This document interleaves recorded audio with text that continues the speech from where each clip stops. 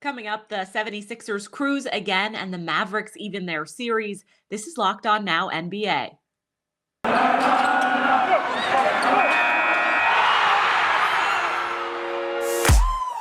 The biggest games, the best performances, expert analysis. You are Locked On Now. Welcome in. You're listening to Locked On Now NBA, local experts on the biggest stories on the hardwood. I'm your host, Kainani Stevens. Thank you for making Locked On Now your first listen every single weekday. We've got our Locked On experts here to recap the playoff action from the other night, and the Utah Jazz tried to take advantage of no Luka again, but instead the Mavericks found a new hero and a way to even the series before leaving Dallas in our best performance. The best performance. Hold up. Jalen Brunson stepping firmly into the limelight without Luka Doncic out there. He dropped 40 points on the Jazz to even the series against Utah. Locked On Mavericks has the box score after tying things up at a game apiece. The Dallas Mavericks get 41 points from Jalen Brunson in a Game 2 win without Luka Doncic. Nick Angstead from the Locked On Mavericks podcast here, and oh my word. Who knew that Jalen Brunson had a 40-point game in him, let alone a 40-point playoff game, let alone a 40-point playoff game with 0 turnovers in a game the Mavericks needed to stave off the Utah Jazz without Luka Doncic. An incredible win for the Dallas Mavericks where Jalen Brunson gets his career high, regular season, playoffs, college, all of that. Guy wins 2 national titles in college and still has maybe the best game of his life in the NBA when the Mavs absolutely needed it. They also get 8 threes from Maxi Kleber, who had been slumping like nobody's business towards the end of the season, was shooting terribly, and then comes out and has that game where he hits 7 uncontested threes. The Mavericks in total hit 17 uncontested threes because they were wide open. They went small against the Utah Jazz, which has been just their absolute weakness over the last couple of years. They hit 22 total threes as a team, and the Mavericks get the win at home, Game 2 against the Utah Jazz. Luka Doncic looking to maybe be coming back in Game 3, maybe Game 4, but the Mavericks get a guaranteed Game 5 now, which is huge for this series. The Mavericks will absolutely come back for another game in the American Airlines Center, which is huge for them, but they also get more time for Luka to come back from injury. We'll talk about it all on tonight's Locked On Mavs. The Jazz still go back to Utah with home court advantage, but couldn't seize the opportunity and take a second game in the series with Luka out. Locked On Jazz looks back at how this loss reminds Jazz fans of losses of playoffs past. The names, the uniform, the arena, all different.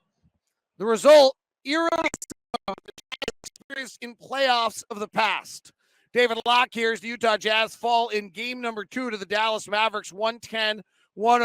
Last year, the name was Terrence Mann hitting 3-pointers against the Jazz. Tonight, it was Maxi Kleber going 8 of 11 from 3 after shooting 18% post All-Star break. It was Jamal Murray in the bubble as the point guard the Jazz could not handle. Tonight, it was Jalen Brunson with a career-high 41 points as he stopped the Jazz going 15 of 25.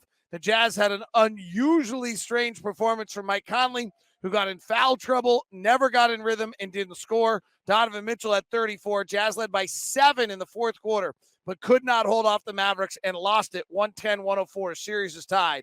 For more, go to Locked On Jazz and the Locked On Podcast Network. The Toronto Raptors lost in Philadelphia for the second straight game. They're now down 0-2 in the series to the 76ers. In a hole with the season on the line, Locked On Raptors says Toronto needs to find another gear if they want to keep up with what Philly has brought so far in the series. Raptors in a hole. Sean Woodley here from Locked On Raptors to break down the Toronto Raptors 112-97 loss to the Philadelphia 76ers in Game 2 of their first round series to fall down 0-2, heading back for Game 3 in Toronto on Wednesday. And the big takeaway from this one is that the Raptors are going to need to get some guys back in the lineup or find some gems deep in their bench if they want a chance to have the gas to stick with this Sixers team over the course of 48 minutes. They did not have Scotty Barnes tonight. He's in a walking boot after spraining his ankle in Game 1. That was huge considering he was maybe the best player for the Raptors in game one. And then Thaddeus Young, who had an hyperextended thumb from game one, played 9 minutes in this one, was pretty ineffective. And then Gary Trent Jr., who was also doubtful coming into this game, ended up playing despite having a non-COVID illness, but only played 9 minutes and just did not look himself at all. And so the Raptors were more or less left with 5 guys from their typical trusted rotation. And even then, they didn't get great performances from everybody. Fred VanVleet looked completely gassed. He started off the game incredibly well, had 15 points in the first quarter, finished with just 20, and was a 7 of 23 overall. And he just looked completely winded. He played all 24 minutes in the first half, played the first 32 minutes of the game before getting a rest. And it's just not a recipe for success for a Raptors team that is really built on running and being hyper aggressive and covering a ton of ground on defense. They just didn't have the horses in this one. Pascal Siakam had a bit of a rough shooting night, 7 of 20. Precious Achiuwa played a solid 28 minutes guarding Joel Embiid, but there's only so much offense you can ask for him. They're going to need someone, whether it's a Malachi Flynn, whether it's a healthy Gary Trent Jr., a feeling better Thad Young, or a miraculously returning Scotty Barnes to join the fray on Wednesday if they want to have a chance against the Sixers team, which has really countered the Raptors' speed by running it down their throats as well. And we've seen the impact of that. I'll have more from this game broken down on tomorrow's episode of Locked On Raptors. Be sure to tune in. The Golden State Warriors looking like a completely different team as they go up 2-0 on the Denver Nuggets yesterday, thanks to a 44-point third quarter. Locked On Warriors tells you how this iteration of Golden State is taking control to start the postseason. Cyrus Otz here with your Locked On Now Warriors recap. Folks, if you've been watching Locked On Warriors for the past 3 months, 4 months, basically since I started hosting the show, the fact that the Warriors are up 2-0 in their first round series against the Nuggets would come as no surprise to you. This Warriors team still has vitally important components of the dynasty that went to 5 straight NBA finals, that won 3 championships in the process, and now they added the pool party. I don't know if we're calling the triumvirate of these 3 incredible shooters the splash party. I'm hearing a lot of nicknames. It doesn't matter. What matters is the Golden State Warriors are now up 2-0 in their first round series against the Denver Nuggets. They're in the driver's seat. They held Nikola Jokic, the man likely to be MVP, to a minus 26 points as well, is shooting for him.